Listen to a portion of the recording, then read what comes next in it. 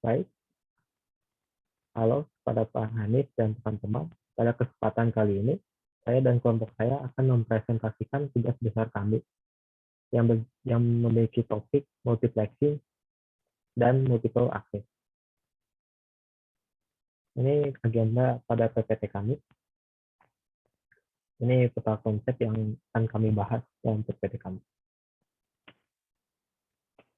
Oke, baik, pendahuluan. Pada multiplexing adalah suatu proses penggabungan beberapa sinyal untuk ditransmisikan secara simultan melalui satu media atau link transmisi. Pengirim melakukan multiplexing menggunakan alat multiplexer, sedangkan penerima akan melakukan demultiplexing dengan menggunakan alat demultiplexer. Seperti pada gambar di atas, ya, di kiri ini ada N input, yaitu sinyal yang akan masuk, lalu dilakukan multiplexer, lalu akan ditransmisikan pada satu link atau media transmisi yang akan diterima oleh demultiplexer dan akan dilakukan demultiplexing. Lalu jenis-jenis dasar multiplexing ada salah satunya frekuensi division multiplexing atau FDF. Bagian kanal dilakukan dalam frekuensi, di mana setiap sinyal menduduki range frekuensi yang berbeda dalam kanal. Seperti pada contoh di kiri di kanan ini. Jadi setiap sinyal memiliki time frame yang sama, tetapi memiliki frekuensi range yang berbeda. Contohnya sinyal 1 memiliki frekuensi range 1 sampai 2, sedangkan sinyal 2 memiliki frekuensi range 2 sampai 3, dan seterusnya. FDM memiliki beberapa level, tergantung dari jumlah kanal suaranya.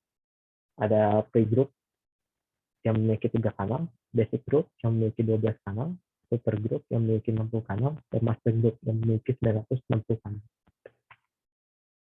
Lalu ada jenis multiplexing time division multiplexing atau dikenal TDM, memiliki sinyal menduduki interval waktu yang berbeda dalam kanal. Jadi kebalikan dari FDM, jika FDM memiliki time frame yang sama dan frekuensi range yang berbeda, sedangkan TDM memiliki frekuensi range yang sama, tapi memiliki time frame yang berbeda. TDM standar memiliki beberapa jenis juga. Ada E1, T1, TDH, SONET, dan SDH. Yang akan dijelaskan lebih mendalam di belakang. Lalu kita akan masuk ke pembahasan antara multiplexing dan multiple access. Seperti yang dijelaskan sebelumnya, multiplexing adalah suatu cara untuk mengirimkan banyak sinyal atau aliran informasi melalui talipan komunikasi pada waktu yang sama dalam bentuk tunggal yang akan menjadi sinyal kompleks. Sedangkan multiple access adalah sebuah teknik yang digunakan untuk memungkinkan multiple user untuk mengakses jalur pada waktu yang sama tanpa adanya gangguan. Di gambar kiri ini. Selanjutnya, kami akan membahas tentang spektrum komunikasi radio yang akan diteruskan oleh Joyce. Spektrum komunikasi radio yang pertama adalah VLF atau Very Low Frequency yang mengacu pada frekuensi radio atau RF dalam kisaran 3 kHz hingga 30 kHz. Gelombang VLF dapat menembus air hingga kedalaman sekitar 10-40 meter, tergantung dari frekuensi yang digunakan dan kandungan garam dalam air. VLF digunakan untuk berkomunikasi dengan kapal selam di dekat permukaan air.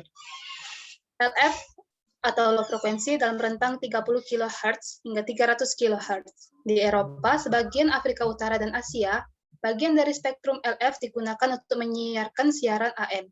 Di belahan barat, penggunaan utamanya adalah untuk sinyal dan navigasi pesawat atau LORAN dan informasi sistem cuaca. Ini juga dikenal sebagai gelombang kilometer karena panjang gelombangnya berkisar dari 1 sampai 10 km. Yang ketiga adalah MF atau medium frekuensi, mengacu pada frekuensi radio atau RF dalam kisaran 300 kHz hingga 3 MHz. Beberapa di antaranya adalah siaran AM gelombang menengah atau medium wave. MF juga dikenal sebagai hektometer gelombang karena memiliki panjang gelombang berkisar antara 10 hingga 1 hektometer atau 1000 hingga 100 meter. Di laut, MF komunikasi biasanya dapat didengar selama beberapa ratus mil.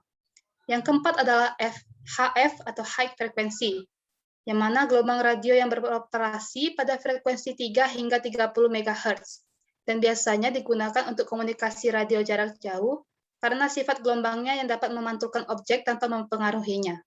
Frekuensi ini dapat menempuh jarak berapapun jika kondisi cuaca sangat baik.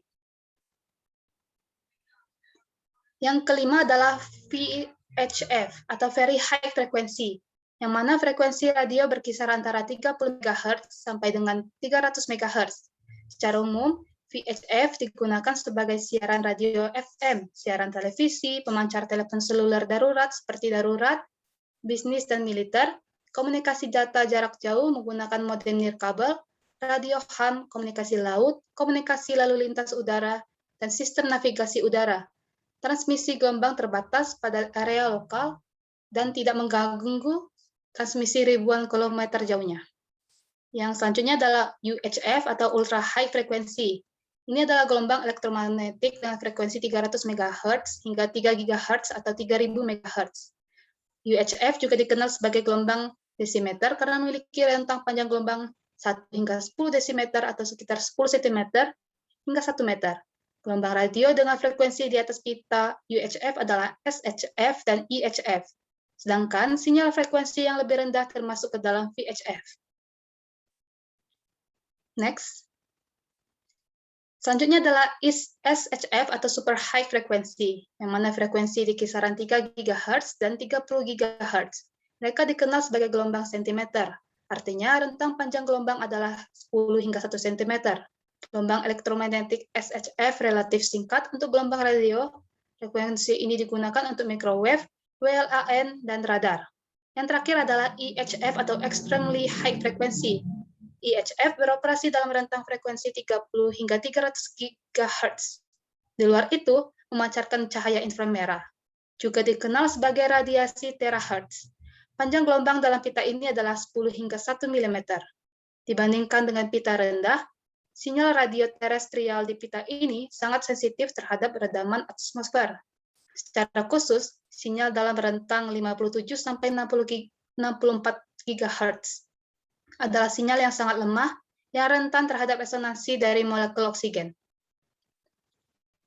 Materi selanjutnya akan dijelaskan oleh teman saya, Mario. Oke, sekarang kita akan membahas tentang teknik akses jamaah. Yang pertama ada FDMA. FDMA adalah Frequency Division Multiple Access, yaitu sebuah sistem multiple access yang menempatkan pelanggan pada saluran dalam pita frekuensi komunikasi. Ini adalah metode akses untuk lapisan data link yang menggunakan konsep FDM untuk pada dasarnya mencapai tujuan yang sama. Yang kedua ada TDMA, yaitu Time Division Multiple Access. TDMA menyediakan pita frekuensi untuk digunakan oleh banyak pengguna. TDMA memiliki sifat yang tidak kontinu. Teknologi TDMA hanya dapat mendukung data digital atau modulasi digital. Oleh karena itu, sinyal analog yang akan ditransmisikan harus diubah terlebih dahulu ke format digital. Selanjutnya ada CDMA, yaitu Code Division Multiple Access. CDMA memungkinkan semua pelanggan menggunakan frekuensi yang sama secara bersamaan. Penyebaran sinyal diperoleh akibat proses perkalian data input dengan kode PN. CDMA adalah salah satu dari dua teknologi Split Spectrum Multiple Access atau SSMA murni. Tipe lain dikenal sebagai FHMA, yaitu Frequency Hopping Split Spectrum. Kedua jenis ini diklasifikasikan sebagai SSMA karena sinyal meluas pada pita frekuensi yang lebar. Next. Selanjutnya, kita akan bahas tentang analisis komparatif FDMA, TDMA, dan CDMA. Keunggulan dari FDMA yang pertama ada transmisi berkelanjutan. Saluran setelah ditetapkan digunakan secara non-time sharing. Yang kedua, jika saluran FDMA tidak digunakan, saluran tersebut dapat digunakan oleh pengguna lain untuk meningkatkan kapasitas. Keunggulan yang terakhir, isi rendah atau inter-symbol interference. Waktu simbol lebih besar dibandingkan dengan delay split. Keunggulan TDMA, yang pertama ada transmisi burst karena saluran digunakan berdasarkan pembagian waktu. Selanjutnya, bandwidth sempit atau lebar tergantung pada faktor-faktor seperti skema modulasi, jumlah saluran suara per saluran pembawa. ISI tinggi, kecepatan simbol transmisi lebih tinggi sehingga menghasilkan ISI tinggi. Keunggulan CDMA yaitu kapasitas lebih tinggi dari TDMA dan FDMA. Tidak ada manajemen frekuensi. Kapasitas sel tidak tetap seperti pada sistem TDMA dan FDMA. Memungkinkan soft handoff. Yang terakhir ada code word hanya diketahui antara sender dan receiver. Agenda terakhir yaitu tantangan dan peluang era 5G. 5G memiliki bandwidth yang tinggi dan latensi yang rendah. 5G adalah platform dasar untuk mendukung aplikasi seperti IoT atau Internet of Things, AR, augmented reality, dan VR, virtual reality, autopilot maupun kecerdasan buatan AI. Tantangan teknologi 5G ini bagi Indonesia yaitu dalam hal keamanan user pada saat user menggunakan teknologi 5G ini. Karena pasti banyak user yang menggunakan teknologi ini dan pasti banyak data yang akan masuk. Peluang teknologi 5G bagi Indonesia.